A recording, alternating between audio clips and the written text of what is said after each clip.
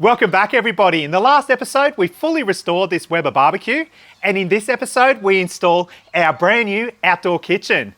It's a real basic yet functional setup. It comes from Ikea, and I think it's really good value. So in this episode, come along as we show you how. So behind me here is Ikea's new Batskar range of outdoor kitchens. I've used a few modules from the range. There's a lot more that you can actually look at. But I've come up with what I think is a fairly budget-friendly, functional, yet basic outdoor kitchen that will work really well in our particular situation, but I think will work pretty well for most people's needs. If you're looking for an outdoor kitchen, this might be a solution for you. If you're looking at setting up a little garden station, you can also use this product. I could use it in the shed, the garage, anything like that. I think it's quite a flexible system, and there's not a lot around on the internet about it. When I was doing the research on this product, I could hardly find anything. So I thought I'd quickly make a video on the actual characteristics of the Batskar range, what I like about it, what I don't like about it, how you assemble it, and a few things you can do to really improve on it, as well as a few things to look out for. So let's go and have a closer look at it. Then I'll run you through what we had here before, how we put it all together, and how it actually works. So this is a full metal and powder coated outdoor kitchen. And Ikea has set it up on essentially two different modules. You've got a 1200 module, like what you see here, and then you've got a smaller 600mm module that is essentially a bit of a square shape. Now that allows you to put it in the corner and actually do a return, or in our case, I've actually used two of the smaller modules to get a few of our additional little extras working on the other side of our outdoor kitchen. Now the units measure 900mm high and they're 600mm deep, so they're a fairly good size to actually work with. The first module being 1.2 meters or 1200, it's available with a sink or without a sink, and it's got cupboards along the top and open shelves along the bottom. Now for us, that actually works pretty well because we can store all our nicks and knacks in the bottom, such as all the kids' toys, balls, everything like that. I might have a bit of barbecue gear. And then inside these cupboards, I've got a few little tricks that I've installed as well, such as a pull-out bin. I've got some drawers, towel rail, all that sort of thing. So you can use this as a really neat and flexible storage option. The bench tops are stainless steel, but they do have what I suspect is an applied finish on them. They've got this matte finish that you see in all the videos and images, and I am curious about how that's going to last long term.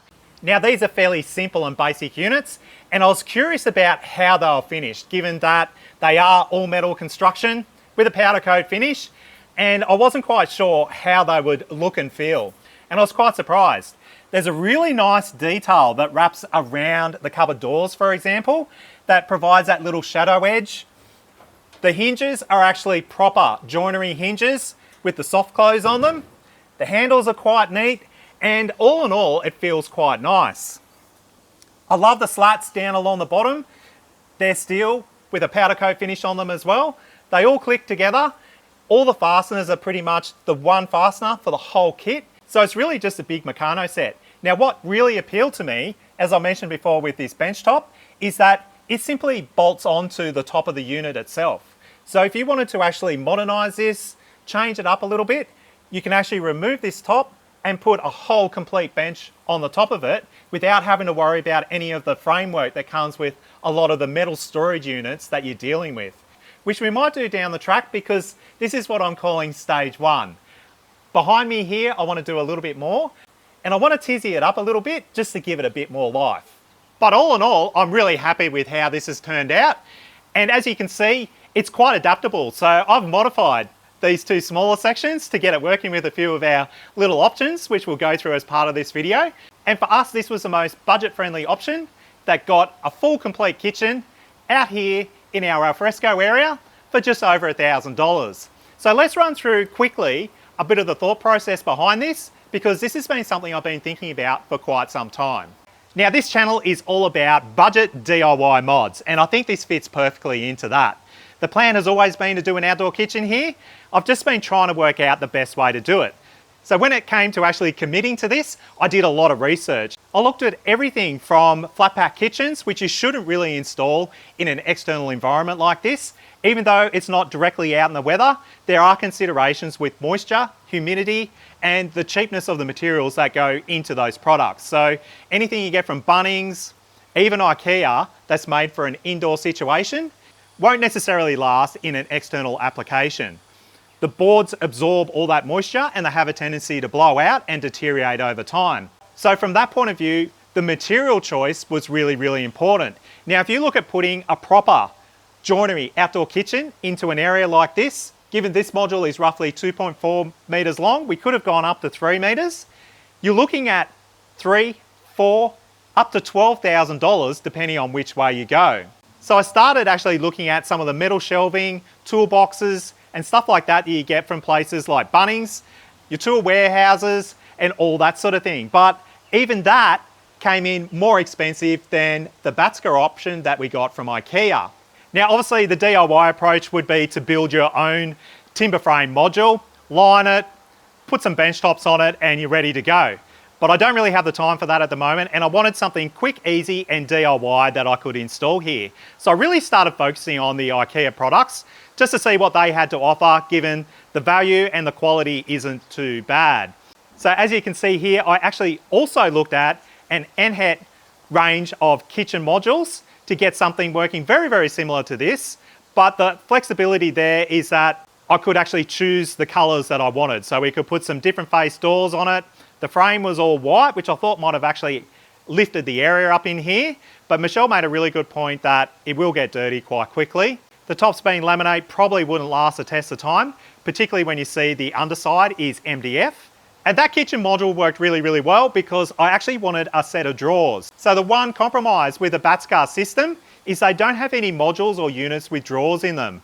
You're also restricted a little bit with the size, being 1200 or 600, but they offer a lot of different bits and pieces so that you can customize and get something working for you.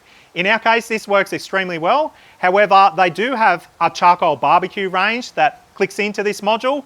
They've got an upper portion that will link in to create a little bar if you're trying to create an island or something like that. So I think there's a lot of opportunities with this system. And as I said at the start, there's not a lot on it.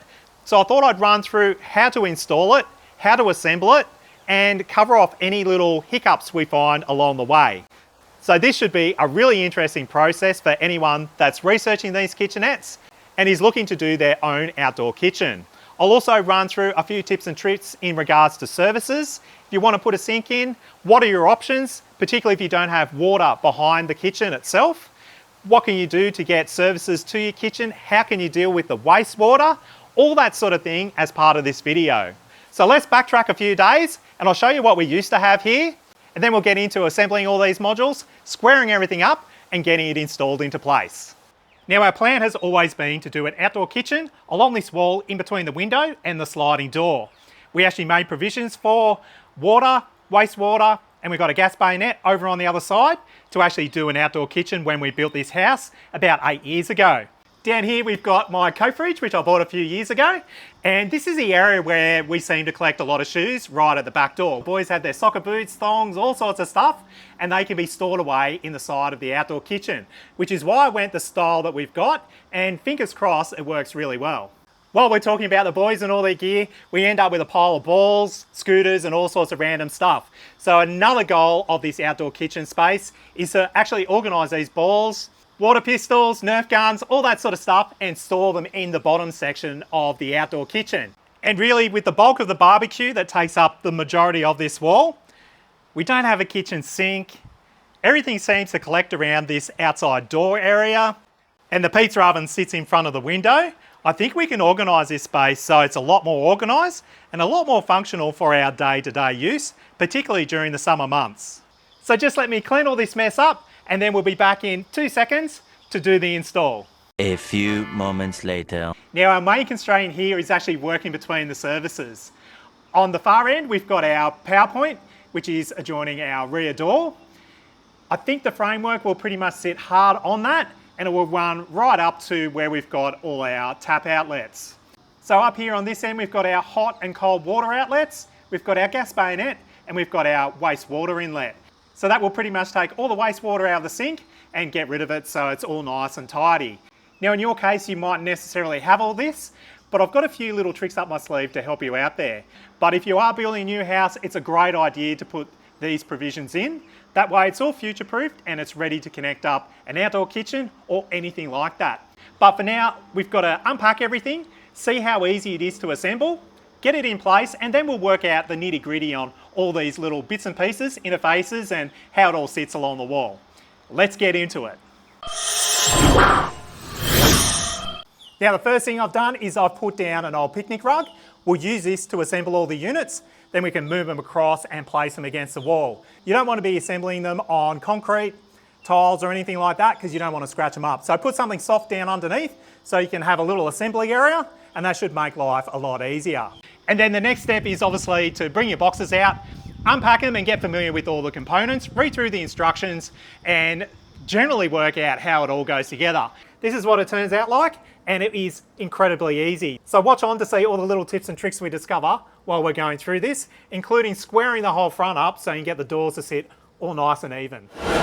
So I've got everything laid out pretty much how it should go together. So the sides are on the right way so that you've got the hinge points on the front where the hinges bolt into. We've got the back pieces that will go onto the back of the frame, and then we've got the pieces that will go onto the front. So it's just a case of going through a few steps of the instructions to lay out the framework so it pretty much works. Now another little tip and trick so you don't have to deal with the bag is I put all the fasteners into a little plastic container. Just like Lego, it makes it a lot easier to fish through everything, but I have found from the first unit I put together that pretty much everything is the same size bolt that bolts all this together. You've got some extra hardware in here to put all your handles and bits and pieces on and all the other little trinkets that go with the actual kitchen unit. And the good thing to note with the fasteners, and I don't know if the camera will pick it up, is they do actually have blue Loctite on them. That is pretty cool. I was actually quite interested by that, given this is a full metal system. Having Loctite on the fasteners makes a big difference to actually hold it all together so it doesn't all rattle and fall apart, particularly if you're moving around to clean and stuff like that. So to me, that's actually a really good first step to see when you pull everything out of the box and get it all laid out. But for now, let's just go through and start assembling it. The first step is to put the adjustable feet in. In my case, I'm going to wind them all in. Because this slab has a slight fall on it, I want the back of it sitting as low as I possibly can to clear the power point on the other end, and then I'm going to adjust the front up to get it all nicely level and square. We'll go through the level and square bit as we go through the install, because a lot of people have noted the doors get out of alignment, and that's primarily due to you not setting up and squaring it, leveling it, and making sure everything's all nice and true. So we'll cover that with a few tips and tricks as well as we go through the install. Trying to give you all the information now so that you can sort of get your head around what we're going to run through as part of the video. So what we'll do now is we'll just start the assembly of the main frame. And it's literally just following the instructions. You stand the sides up, you put a few of the cross braces in, and then the big first step is obviously to put that internal shelf into the middle of it.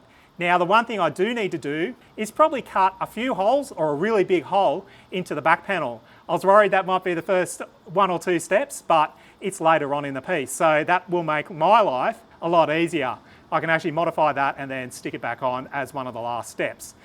So noting the bottom side here that's up against the floor in our instance is the back of the unit. This is a piece that goes in on the back on the lower shelf. So it's got the slots that actually run up through the side, I would call it, rather than the bottom. It goes down on the bottom on this side.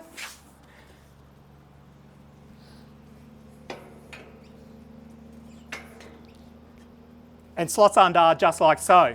You just basically do everything finger tight, and then I'll go around and nip it up, but don't do it super tight yet. You want to have everything done up so it's about 95%, then you can sit it all up, get everything fitted, and then once we've got it into place, we've squared it up, made it all level, then we do the final tighten up. Once the doors are on, we can get everything all sitting really, really nice and make sure that it's perfectly square and everything's operational and lining up. Now we flip the unit over and put on the front sections, which is this portion here that has the 2 holes in through the middle, and that will take the middle support, which is also sitting down in front of me here. And then, as I mentioned before, this front section goes onto here that takes the slats, and you can see the slots that run through the flange on the bottom of it. So that for you is the way to work out that this sits on the front of the unit. given that the back is now facing the floor. So I'll quickly flip it over, put those 3 pieces on, and I think they say to do this just to make it easier to screw everything together. Otherwise, at this point, I would normally just sit it up on its feet and do it that way, but I'm going to do it as per the instructions, just so you've got the correct way of putting it all together. So with this tool, I basically use it like this to do the first tightening sequence so that it's 95% put together. Then when we go to button it all up, when it's all fully installed, we'll turn it around this way, and that'll be the tightening sequence that will go around and make sure everything's buttoned up all nice and tight. So what we'll do now is we'll just flip it up onto its feet. I'll flip it around the right way so the back is facing the wall and the front is facing you, the audience. And now we're at the interesting part of actually fitting out the bench top with the sink, drilling the hole for the tap, getting all that fitted and getting it up placed on top of the unit itself. Now there's a bit of controversy around this round sink bowl that Ikea send as part of this package. Its name is a bowl hymen, and by the sounds of it, it doesn't necessarily go straight into this bench top, even though it's made to actually go together as part of the kit. But the first step is obviously placing it down under the bench and then lining up the mounting holes. You want to align up the tabs of the bowl with these tabs that are part of the actual sink unit itself. You then get this hook bracket here, you remove the screw from it, and it simply slots in underneath this tab here. I then put the screw in just to hold it into place, and then it locks in or hooks under the tab of the sink itself. And then while you've got it like that, you simply do it up with the Phillips head screwdriver. That pulls it in all nice and tight. And that is really, really easy to put in. What you need to do is actually tighten up those 4 screws so the clamps are tight. That'll compress the gasket of the sink or basin itself.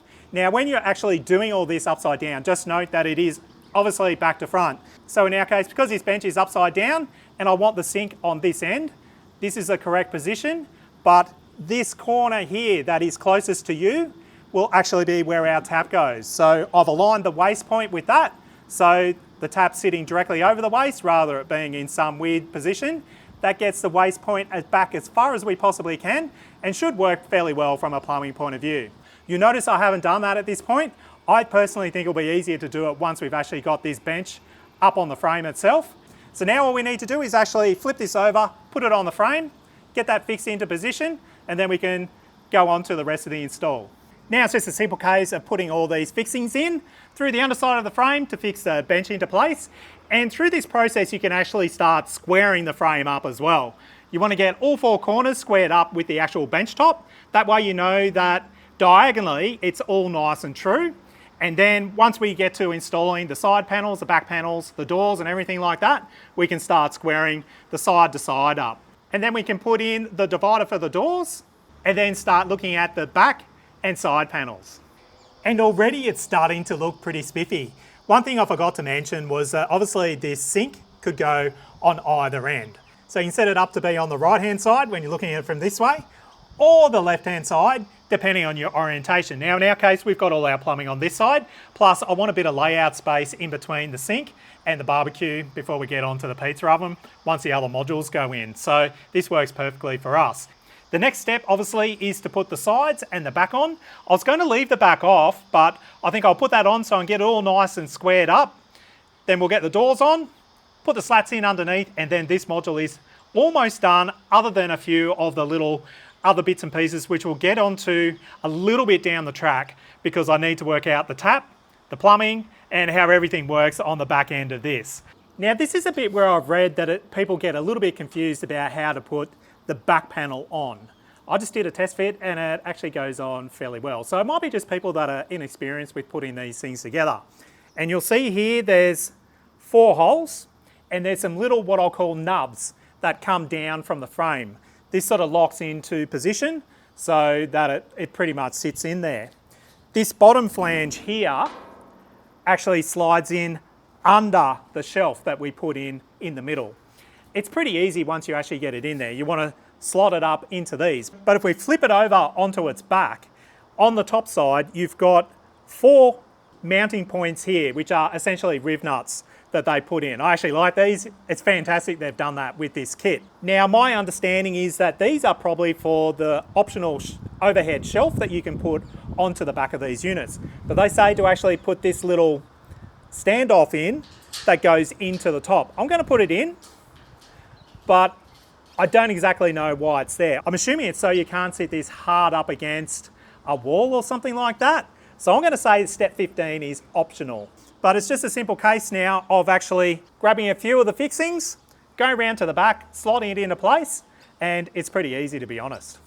You just bring it along, you put this bottom lip under first, push it into place, and then you want to push it up so that it's located on the 4 nubs that sit down underneath. Now you could clamp this into place, but I think I'll be able to get these fixings in with no drama at all. You just run your finger along until you find them. And there's going to be 3, I'm assuming, on the back side of this panel. But before you put the side panels in, there's one important step you should do to get everything all squared up so we're ready to put the doors on. And that is leveling the whole unit up, and if you can, getting it into position and locating it where you're going to put it. If you can do that, I would definitely do that as the next step, because then you will go through and adjust the feet, get yourself a spirit level, and then you can actually level the bench top of the unit itself. You can use this level as well to make sure that the sides are all level parallel as well, using the vertical bubble on the level that you've got. Now, ideally, the longer the level, the better, because you can actually get a better reading, particularly with the horizontal surfaces, as opposed to putting a little spirit level on. The smaller ones are actually really good on the uprights because it's a lot easier to read the vertical level with those. You want to get yourself a set square, and again, it just makes it more accurate when you're trying to square things up. And what you want to do is actually put it into each of the 4 corners to square this unit up so that when you put the doors on, they're not all sitting out of alignment. Now, I make this section of the video because a lot of the reviews I read said that it was really hard to align the doors. And I think what people are doing is just assembling the unit like a Meccano set and not squaring and leveling it all up. So if you put this into place, you're actually going to wind each of the 4 feet up so that you can level up the bench top of this particular unit. Now, a second option for actually squaring up the openings for the doors is you actually measure from this corner to this corner, get that measurement, and then do the diagonal opposite. So you measure from that corner to this corner, and the 2 should actually match up.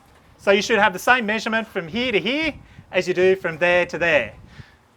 That is probably a really good way of making sure everything's true and square, particularly where your doors are going. The rest of it, you're probably not going to notice a little bit here and there, but I say that you need to do this now before you put those end panels on, because you need to get to all the fixings and tighten them up to that 100%. In our case, it's going to be about 99% because I do need to get this into position, remove the back panel and do a few little tweaks there. But for the sake of this video, I'm going to do it all now, and then I'll do my bits that I need to do as a final step towards the end. So I'm just going to go around now with my set square. I'm going to square it all up. I actually gave it a bit of a tweak this way, which got it pretty close, to be honest. It was actually leaning to the side a little bit. And if I had have actually fitted the doors while it was like that, they would have all sat skew along the front side of this actual kitchenette. And I think that's where a lot of people are getting caught out. So do this step, get everything all nicely tightened up, then we can put the side panels on, then look to fitting up the doors, getting them all adjusted, then we've just got the slats to do underneath. These side panels are really easy to put on as well. Note that there's a left and right. So the side with the rib nuts in it, and it's got a little bit of a cutout, that is made to fit into the front side. So if you put this in, you can't quite get it out and the bottom's popping out, that means you put it on the wrong side. So it's a simple case, again, because it's got the 2 locating holes on the top of it. You simply just pop it into place, slide it under, and then screw it into place. So there's 2 fixings underneath, and then 2 on the front here that you can see near where the doors go into place. Now I haven't put the 4 fixings in for the back panel, but we're up to the doors now. And this is a part that I'm not really a fan of. They give you these coarse threaded screws. I don't know if the camera will really focus on them. Yet the holes, not necessarily in this divider, but definitely the holes on either side, are set up for a fine thread screw. So they've obviously changed something somewhere along the line. And to screw these in is a little bit hard with just a standard screwdriver. So I recommend you use an impact driver and just do it really, really gently. So it's just a case of locating the hinge into the position and starting a few of the screws. I'll just do the top two for the top hinge, top two for the bottom hinge, get them into place, and then you can do the final four once all this is in place, and it means you don't have to hold the door and balance everything up. And then very gently put them in with the impact driver. And that will generally get them into place, and then we've just got to do the final adjustment. Now it's just a simple case of putting the handles on. I actually like these, they're pretty neat. They simply locate in the little holes, use the same screw fixings as with everything else to pull them on, and the door closes. Now the one thing that appealed to me over some of the other kits around, and even the other outdoor kitchen that Ikea has, is that they even put soft close hinges on these. So, you know, it's just the little design features and those little touches that appeal to me over the real shed looking offering that they had previous to this. And the doors are roughly on. They do need some adjustment. This one needs to come out on that bottom corner, and this is where you can look at it. So look at how they sit within the frame. I'm going to adjust this one first because it looks pretty even apart from this bottom corner. That will pull that in and close up this gap a little bit.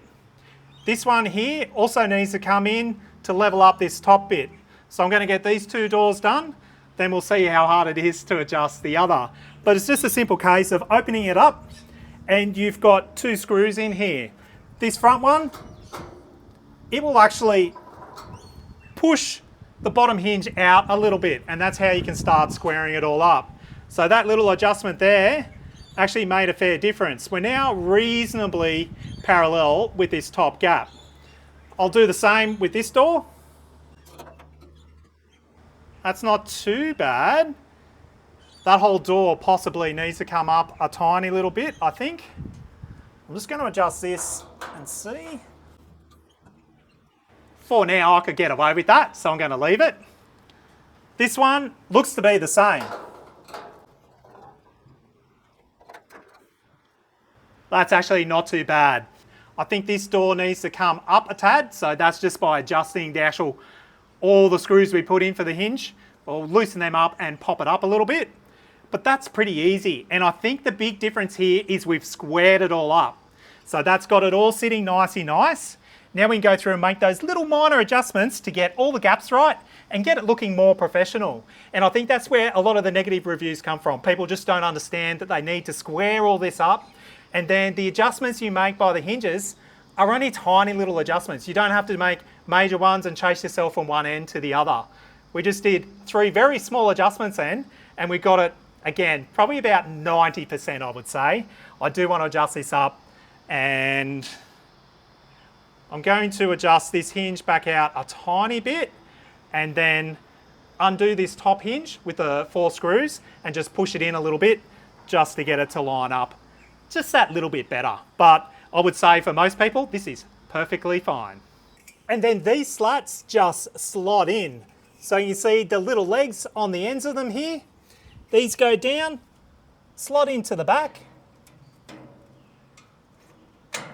and then you just push them in. It's oddly satisfying, but that's the last step essentially. There's a lot to put in, so let's get into it.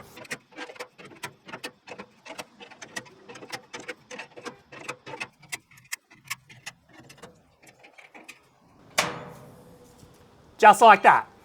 And now so I can set up the other 2 modules, I've taken the back off this and I'm just going to quickly put it into roughly the right position. I need my picnic rug back so I can assemble the last unit. So now we need to make up the other 600 module, noting that I've already got one made up because I was testing a few things out and I wanted to see how it would go together before I made this video. So we'll go and quickly assemble that. We'll plonk them all together, get this sitting in roughly the right spot, and then see what we need to do in here to get the tap and everything working. And here's another thought I had while I was quickly moving this into position. As long as the threads match up, you could actually fit casters to the bottom of these units. That would make them extremely mobile, so you can move them around. Just make sure you get casters that have locks on them so it's not going to roll away when you want it fixed into place. That would be a great alternative use and a bit of an upgrade to these particular units. These little 600 units are really, really easy. You want to lay everything out the same as what you did before. Then you're going to put the feet on, wind them all the way in, and then assemble the bottom in this case. With the base sections where the slats go in, you obviously still have your front and back. It doesn't really matter too much with this because you can turn it either way depending on how it works because it's just a simple square. Make sure you tighten everything up to that 95% so you can do that final adjustment after, and you'll have it all pretty much right from the start. Then we'll go across to the top. The top pieces actually have little slots so that they lock into the right spot. That makes life incredibly easy. And then I found with the other unit that I actually made it without the shelf in there. So you can actually retrofit these shelves later on, which is what I'm going to do. I'm going to stand it up on its feet, put the shelf in, then we can get that all into place as well. Stand the unit up, then you're ready to put in the middle shelf and the top lid. And now this shelf actually has slots in it, which sits in around the frame. So you just simply put it in, slot in one side, slot in the other, and it sits down in place. And then to bolt it into place, your fixings go in from behind. It's dead easy. Now we just pop our bench top on, and you can see how good this is with all the riv nuts underneath.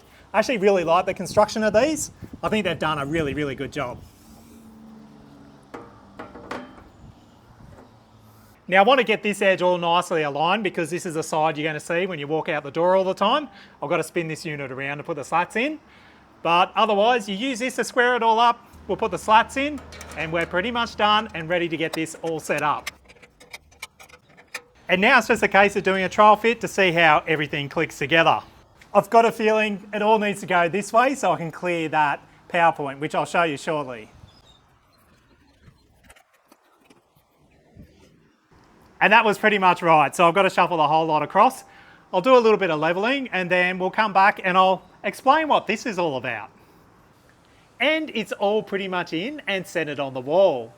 Overall, it actually looks really, really neat and tidy.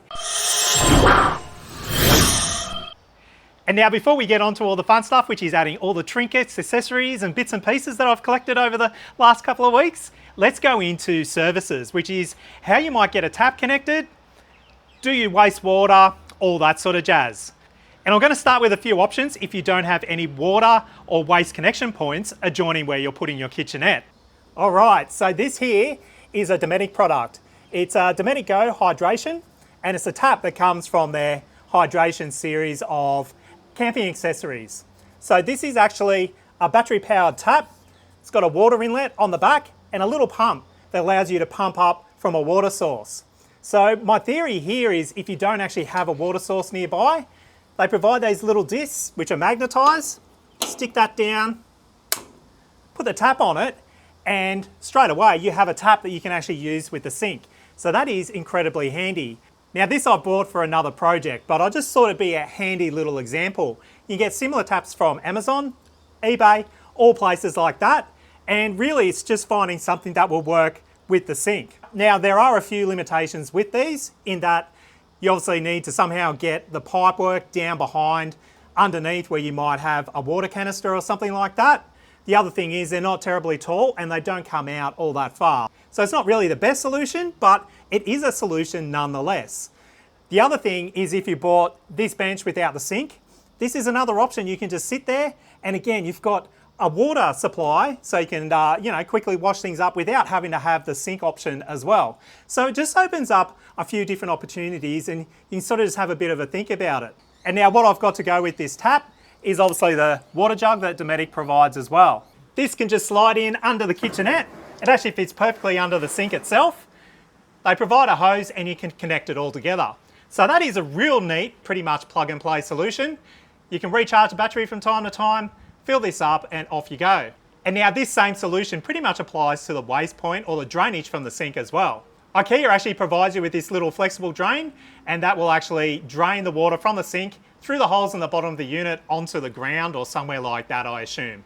But I would actually go and put a bucket or something underneath here or underneath the cabinet to actually collect that wastewater if you can't get it off to a bit of grass, the garden or anything like that. So that is one option to think about.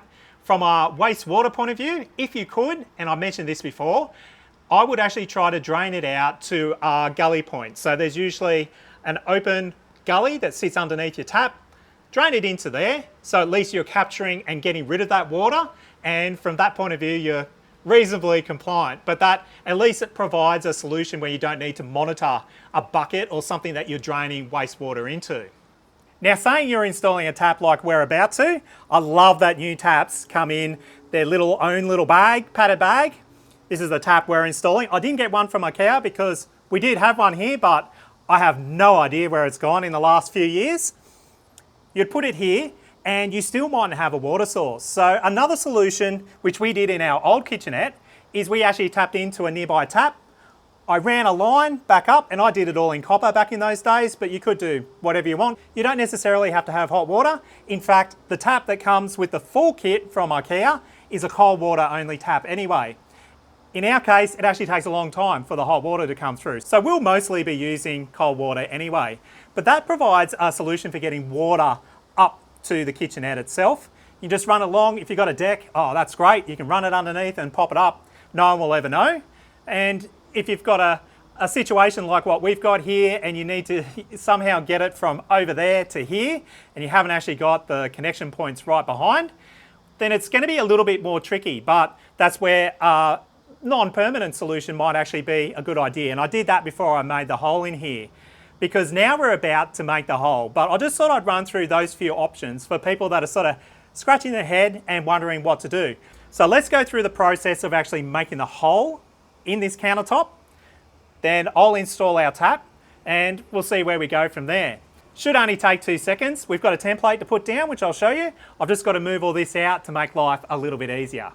So now let's quickly go through the installation of the tap and the wastewater points. Now, firstly with the tap, you would have noticed that in the instructions it says to make this hole that we're about to make early in the piece, before you put the sink in, but I think it's fine to do it when it's set up like this. The only consideration would be that you will end up with some metal down inside the cabinet. Just make sure you've got a vacuum to vacuum it all up. You don't want to leave that in there because that will rust. But they provide you with the template. You just stick down onto the corner. It's got the outline for the bowl so you can make sure it's roughly in the right spot, and you're pretty much ready to drill a 10mm hole. So you need a drill with a 10mm bit on it. I actually like to step my sizes up. So I'm going to start with a smaller size and then go up to a 10mm. And then they provide you with this little doodad here, which is actually to cut the larger hole for your tap fitting to fit onto and for the water supply to come up from underneath the bench. Now with the waste point, I just want to touch on that before we go and bolt everything together. So Ikea provides you with this waste point, which is pretty much the standard that you find in most sinks. The only issue, unless you're doing the full Ikea system, and this is partly the issue with Ikea, and it's one of the negatives against this system, is that the bottom of the waste point is suited to this flexible pipe they provide. So the idea is the black end, it goes into the bottom here, and then this you sort of just funnel out through the bottom of the unit somewhere, and the water just falls onto the ground. I don't have an issue with that. That is a solution that we discussed just before. But the issue I have is if you're trying to connect it into a standard drainage point, this doesn't work. But there is a silver lining to all of this that I was hoping really would work. I've actually gone down to Bunnings and bought one with a standard 50mm threaded base on it, which matches up with our 50mm waste point. You can get them in 40 and 50mm, and the good thing is the top is the same as the Ikea one. I'll link this into the description below if you need to do a similar sort of retrofit to what we're doing here. And now what this allows us to do is connect to a standard S or P trap that goes either into your wall or down through your floor. So this provides a standard water trap style drainage point that pretty much every sink and basin has, particularly in Australia. I'm assuming around the world, but this is fairly common in most plumbing installations. So what we'll do now is we'll drill a hole through here. So I've started with a 6mm bit, I'm now going up to a 10. And now it's just a simple case of removing this lower portion from the cutting jig. You put the top bit in that has the bolt in it. We wind this in from underneath. And then I've got a 16mm socket I'm actually going to wind the bolt up with, and that should cut it through the stainless steel. So let's see how it goes. I'm not going to lie, putting holes in this new benchtop is kind of scary, but it has to be done, so we're doing it. And you can feel it cutting through, so it's really, really interesting.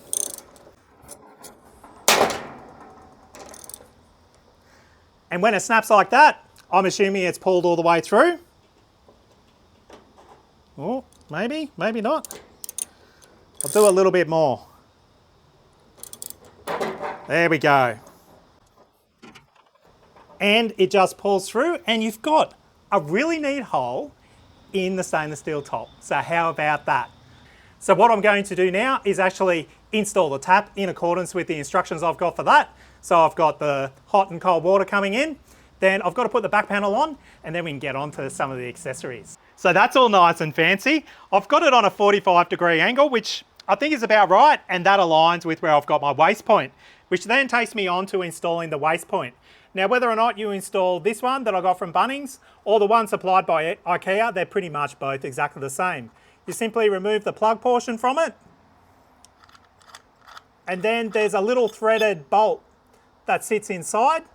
You pull the stainless steel piece off, and just make sure you have the rubber under the actual sink strainer portion. You put that into the sink, and then this portion here goes in from underneath. Then this bolt, or the fastener, actually goes in through the top and bolts it all together. Now, this is also the receiver for the strainer and the plug, and it simply just pops in and pulls out. So that's how it all works if you're interested. Line everything up so it looks pretty. Put your strainer / plug in, and it's done. Now I had to quickly install one of the optional extras in the cupboard below, and now I'm ready to put the back panel back on. I've only had to make 2 holes in the back of this unit. The top hole is for my hot and cold water supply to go through and connect to the taps, which will be in behind this unit now. So I'll be really happy to get this all bolted in, including the bolts that go in from inside the cabinet into these 2 lower portions here, just to tighten it all up so it doesn't move around quite so much. And now we should have running water to our sink. Here it comes. So that's pretty exciting. It's the small things that amuse me, really. I'll just check to make sure nothing's leaking, and then we'll get on to a few of the little optional extras that you can put into these outdoor kitchens just to get them working that little bit nicer. And I'll show you the layout, how we're planning on using it, all those other little operational things. And then we'll finish off with a few of the compromises you need to make with a kitchen just like this. Firstly, a small disclaimer. I went a little bit crazy with the Black Friday sales, and I came across a few little trinkets and accessories you can add on to these units just to make life a little bit easier. The first is this, which is a bit of a condiment tray that you put bottles in. So in the case of the sink here, you might have some dishwashing liquid, some sunscreen because we're outside, soap, all that sort of stuff that you could put into here. It's got a rubberized magnetic back on it, so it will go onto pretty much any metal surface. Inside, it's got this rubber insert, so that means that everything will sort of grip and stay in there. And you can literally just stick it onto the side of the unit like that. You can put it up here. You can't stick it to the stainless steel, so just be aware of that. It will even attach to the frame sections that run around the smaller units. So it just provides an adaptive sort of area where you can lay off things, have all your bottles organised and put them away. But I think this will be a handy little accessory. It looks really, really neat, doesn't stand out too much, and it goes with the style of the Ikea units. So if I just put that there, I want to show you something else which I think will be really, really handy. And I've located it in this cupboard that has a single door on it. So if we open this up, I've put a pull-out bin. So these are 2 20-litre bins. One you can use for rubbish, the other for recycling, anything like that. And I think that makes this a really good accessory to put into these kitchens, because a bin is a fairly big thing you want to have with an outdoor kitchen. It's close to the sink in this instance, it's close to the barbecue. You can wipe all your scraps and everything into it. We've got a pull-out drawer bin in our kitchen and it works really, really well. It's hidden out of the way and it utilises one of the cupboard spaces that you're probably otherwise just going to stash things in and just leave them hidden away. Now, the one compromise with the Ikea setup is that you can't get any drawers. I really wanted something that had drawers so that I could use my storage a little bit more efficiently. So if we open this up, I've got a few more accessories that I've fitted in here. The first is a little towel rail. So this is just a nice, neat black anodized or black powder coated aluminium section that I've bolted on using the existing handle mount. Now I did have to change the hardware for that, so the screw or the bolt was a little bit longer, but it works extremely well. I've put some double-sided tape on it just so it keeps it nice and level, but it gives you somewhere to hang your tea towels or your hand towels. It's all nice and neat. When you close it up, they're out of the way. And again, it's in close proximity to that sink unit. So to me, that actually works quite well. Ideally, if you could get a left and right-handed one, I would have had it on this door, just to make things a little bit neater, because I've got something else in here which sort of starts ticking the box with the drawer units. So I'll do a bit of a close-up, but what I have bought are a few different drawer units I've been trialing inside these cupboard spaces. This one here probably is the best as far as appearance and how well it's built, and it comes from Temple & Webster. It's got a top drawer that pulls out like this, and then a deeper bottom drawer. It's not perfect, but I'm going to trial a few different options on how we actually store stuff inside this cupboard, because you're really stuck with these 3 doors and the area inside as far as the cabinet size that you're storing things in. I don't think that's a huge compromise. You just need to work out how you're going to use it.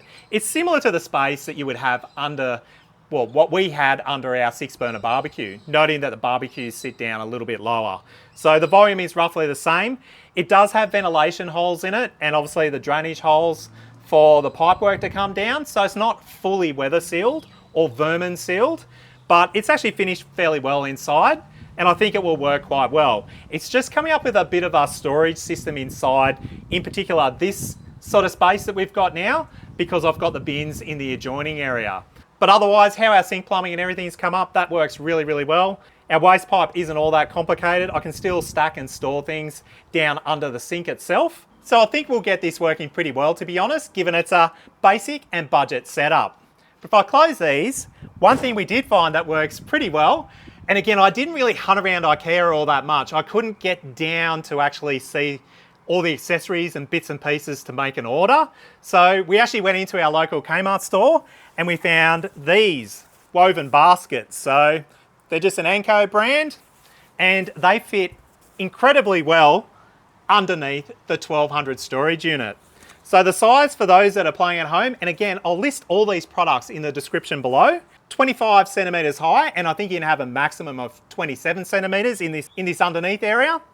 The width of it is 35 centimeters, which is pretty much nearly the same as the doors, and the depth is 43 centimeters. So they work incredibly well. You can actually tuck them back a little bit so that there's, again, just a bit of relief. We're talking design-wise. You don't have to have them sitting right out the front here, so they're the first thing you see. They can be recessed back a little bit. And the aim of these is to actually put the kids' play stuff in. So we'll have one with balls and all that sort of stuff that they're kicking around the backyard. The other one will be Nerf guns and all those bits and pieces that normally sit down over here under the window. And then the third one, I'm probably going to put all my barbecue gear in. So a lot of my Weber accessories and bits and pieces, they can all live down there. The sprays and everything can live in here. And I think that will actually work really, really well. Now on our main bench area, I've got our Weber BBQ that I refurbished in the last episode, and it fits really well. I was originally going to take the shelves off this, but we'll probably leave them on and just see how it works, because that gives a bit more layout space that you can have things underneath, like condiments and stuff like that, and then you can have other bits and pieces sitting on the top while you're cooking. We'll see how that works, but these shelves obviously come off, and from that point of view, it actually works quite well. Now, one slight compromise with putting something like the Weber on this 900 high bench is that the cooking surface is a little bit higher.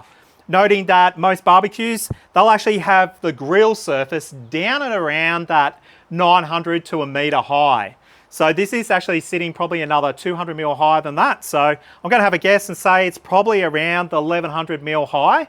So if you're a little bit short, that would be the slight compromise that you're making in just doing a straight bench like this. For us, it provides some flexibility in that we can change and move things around.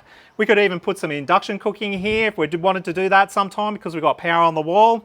We can move things around and we're not locked in with the little recess or cutout that you normally have in these outdoor kitchens to put an inbuilt barbecue or to integrate the Webers and all that sort of thing. So I've just kept it really nice and simple. Michelle's a little bit shorter. She's tested it out and she thinks it will work all right. It's probably just that splash zone is a little bit closer to your face. So you just need to be wary of that, but I think it will work incredibly well. But for now, we're going to give this a trial, see how it goes. But from a space point of view, it provides some good layout on either side. It's right near the sink.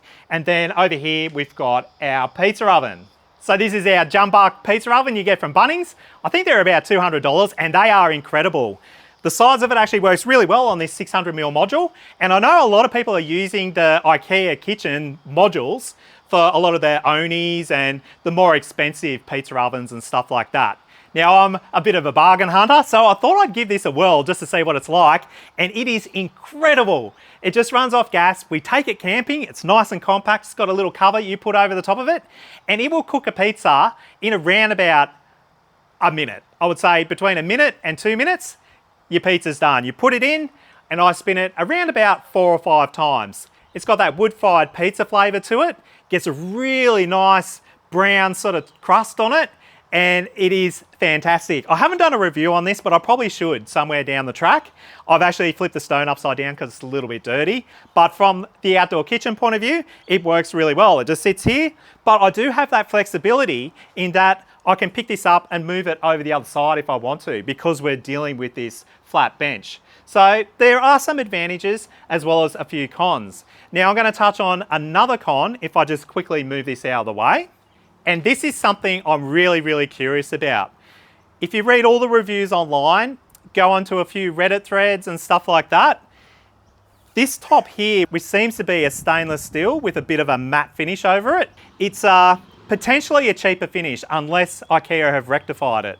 Now the issue is it does actually scratch up, so you have to be a little bit careful with it. But if you actually have these kitchens stored outside in the weather and they do get cuts or deep scratches in them, I've got a theory from what I've seen so far is that the moisture gets underneath and actually lifts that coating off the surface. Now, I don't think it'll be a big problem to actually fix. You could actually strip that off and just keep polishing the stainless steel. Just use it as a stainless steel top. And in reality, that's probably what Ikea should have done. You just have to be a little bit careful with these, and the jury's out on how durable they'll be. So that's just something to be aware of, but now let's go into another option that I've put in here and a little modification that sort of works around these two units. The first is with this middle unit, and when I originally planned all this out and designed it, I had it all set up to run with the red Coke fridge that we originally had sitting next to our 6-burner barbecue. When I started ordering things, and again with Black Friday sales, I actually upgraded that to a larger bar fridge. Now it's not huge, it's around 65 litres. And for me, there is just a little bit of a gap up here that I want to do something with, just to fill it in. But this is something, again, I want with an outdoor kitchen because a fridge next to a barbecue and with our outdoor eating area actually works incredibly well. Now, I did look to buy a larger glass door fridge. However, they're not all that efficient. And given it's quite hot out here in the summer months when we'll typically have this fridge on, I ended up just going for just a standard Kogan fridge. So it's not a real expensive one, but it does a job. It gives us some extra storage inside. It's got a little freezer up the top. You can have drinks in the door like wine bottles and stuff like that, which you can't do with the glass door fridges. So for us, this will be a real functional addition to our outdoor kitchen space, which takes me on to this unit here. So this is obviously just a standard 600mm unit. So it's a 600mm square or 60cm square module. And this is what Ikea used to actually make the L-shaped modules in their kits. So you can actually add another unit on this way to make it into an L-shape, or you can just put it here as a open storage unit. But I've got this huge great big space here that we need to work out what we're going to do. On the side, I've got another one of these storage baskets that we'll probably start to put shoes in. And the idea is to actually, because all the shoes seem to collect themselves at the door, is to have a few levels of shoes that sort of stack into the side here. And then maybe I can do some more sort of storage area for foil trays and other bits and pieces that go with the Weber barbecues that can sort of slot in here. Because I have the shelf that's left over from the module that sits right next to it. So I can actually put another tier of shelves in that will actually probably work really, really, really well. Because otherwise you're sort of stuck with having to put tall things into this space. Whereas now we can have shorter things, but maybe they're slightly longer and duck back that way. So it just opens up a whole new world of being able to store things in this sort of cubic module that you end up with the standard shelf unit. Now, how I would actually modify the standard frame to fit that in is exactly how Ikea have done it on the main one. And they simply use riv nuts. So they're essentially like rivets that you put in, and they're nuts, and then you can just bolt straight in.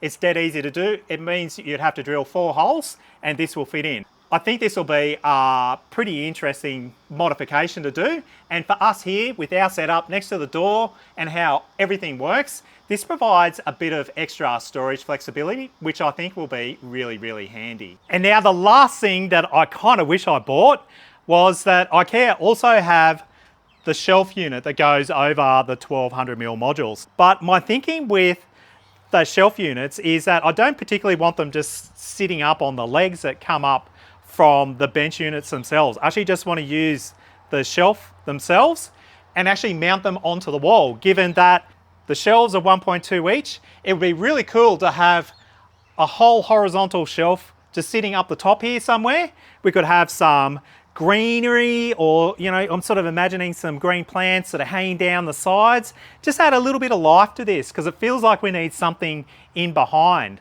Now from there, I could actually maybe hang a few things down from underneath it, and I could run some lights down along the bottom of it. I could run a spot out or a few spots or something like that. Just use it as an accessory to really dress up this space and give it a bit of pizzazz, because at the moment it looks quite sterile, primarily because we haven't started using it and we haven't added all our bits and pieces in. But I think that will actually be a really nice touch. So again, I might do an update down the track on building that in.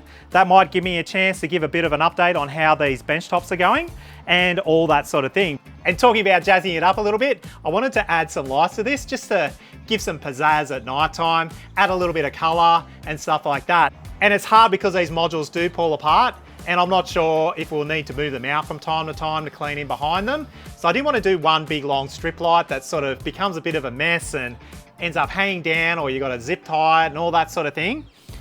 But I did come across this pack of 6 pucks. So these are LED pucks. They've got all these different lights. They've got a remote, so you can turn them on and off with a remote and run through all these different modes, so they sort of glow and fade between all the different colors. And best of all, they've just got a USB-C connection on the back of them. So these are fully rechargeable, and they've got magnets on them. So you can simply just tuck them up under the metal cupboards, just like that. So I actually put 3 under each of the doors through here. Then I put 2 up around the fridge just so it glows a little bit. 1 up the top just under the pizza oven, and then 1 under that bottom shelf in that last unit. And it just adds that little bit of color at nighttime, a bit of a pop, and it's something a little bit fun you can easily add to these kitchen units without having to fiddle around with wiring, double-sided tape and sticking things on. You can pull them out, charge them up. The only one thing that I did find, due to the slats being hollow underneath, is that you can't really stick them underneath the bottom slats, which is what I was originally thinking about doing, just to provide a bit of an underglow kit to the kitchenette. But that essentially closes out the video. I'm actually really, really happy with how this turned out. Just having a sink and tap and everything like that is a huge, big upgrade for us. Having the proper bar fridge, that'll be really, really nice as well. And for us, it's a whole complete change because we're now using a different barbecue and everything that goes with that. And in my case, I just want to show a nice budget-friendly, effective and functional outdoor kitchen you can put pretty much anywhere in your house. It's easy to put together. I didn't find it really hard at all. As I said at the start, it's pretty much just a Meccano set.